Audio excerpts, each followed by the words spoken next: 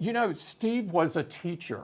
He taught me the value of focus, the importance of simplicity, the fact that making things simple is so much harder than making things complex. For those of us that were fortunate enough to work with him, he was the teacher of a lifetime. Hi. Hi, how are you doing? Great. It's my first job interview in a while. What is the first thing that you remember being good at? I think math, surprisingly. You know, I was a pretty good student and I loved math. I loved figuring out complex equations and so forth. And I wanted to be an engineer. And so math and engineering really went well together. Tell me about the first job you ever had. Oh, my first job was delivering papers. And I was about 12 years old. Everybody was sort of expected to work in my family. And I'd get up at 3 in the morning, pick up the stack of papers and start throwing.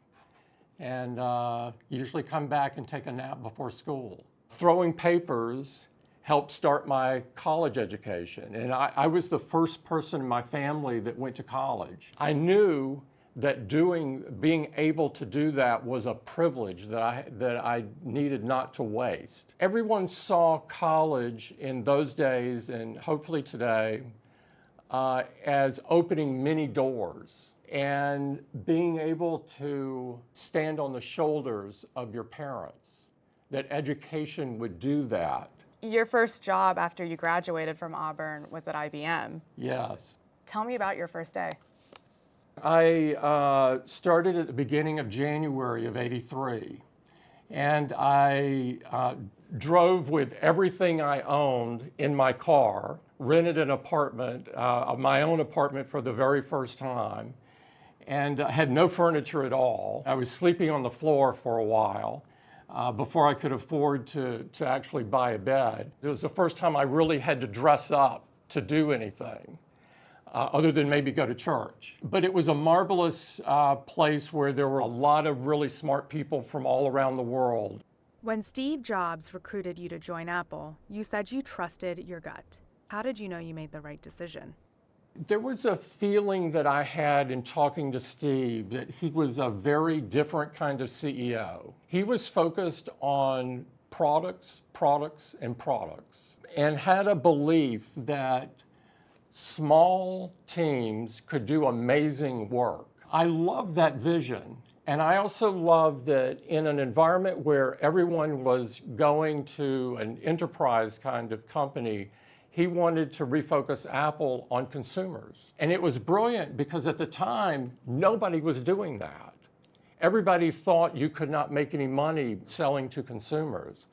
And, you know, I've never thought it was a good idea to follow the herd. I thought I had a chance of a lifetime to work with the creative genius that started the entire industry.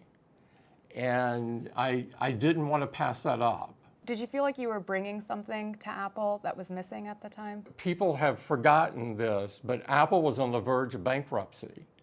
And it was a really awful time, and people advised me not to come to Apple because they thought that it was headed straight down. But I saw something different. I saw the sort of the sparkle in Steve's eye.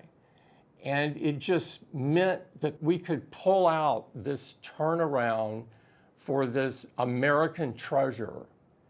And I'm so glad to have been a part of that team.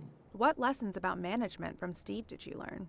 He taught me the value of innovation, the fact that small teams could do amazing things. I look at the size of the iPod team initially. I look at the size of the iPhone team. These were very small teams in the scheme of things. Hiring the best people to surround you, that challenge you, that have skills that you don't, and being confident with that.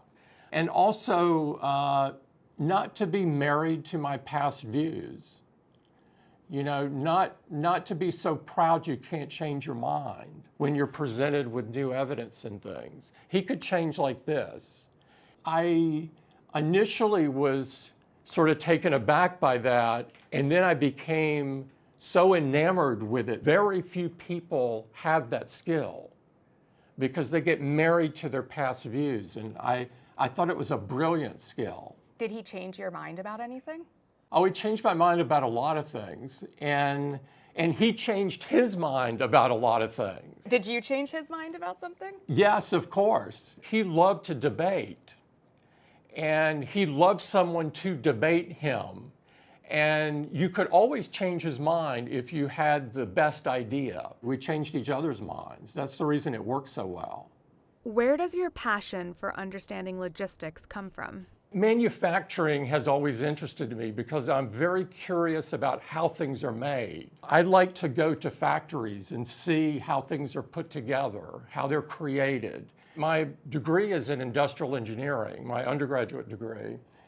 And industrial engineering is essentially the study of people and machines and how the two working together can create things that they couldn't create on their own. And I've always viewed it, the supply chain piece of it, to be a bit of a piece of art when it was done correctly, because it's a symphony of things of coming together, of thousands of different components and parts coming together to create something. What sacrifices do you feel like you've had to make to get to where you are now? Sleep. And fortunately, I love coffee. How much coffee are you drinking a day? Many cups. Please do not benchmark that. So tell me about your morning routine. How do you start your day? You know, I get up very early and I quickly go to the Mac and begin to go through the emails that have come in for the last several hours. A lot of what I'm reading are from customers that are telling me how they're using our products and what it's doing for them. And so I get notes both that are positive and some that are not so positive, because people feel free to reach out and voice their opinion. And I think this is great because it keeps my hand on the pulse of the company. How do you deal with some of that criticism? I have relatively thick skin, and so I try to internalize it and ask myself, well, is that accurate or not? And not just quickly put up a defensive shield and say why what we've done is right. What do you think people don't realize about your job? How much fun it is. At times I hear some other CEOs talk about how terrible their jobs are. Mine is fantastic. I love it. Do you think that the Tim who was throwing papers, saving money to go to Auburn, did he have any idea that he would be sitting here today? Zero. You know, I did a 25-year plan when I was in graduate school at Duke. And the first year or two was reasonably accurate. After that, it wasn't worth the paper it was written on. You know, life has a way of happening and throwing you off from some well-crafted plan. And I think the most important thing is to roll with it and make sure that you recognize when doors are opening, that they're opening.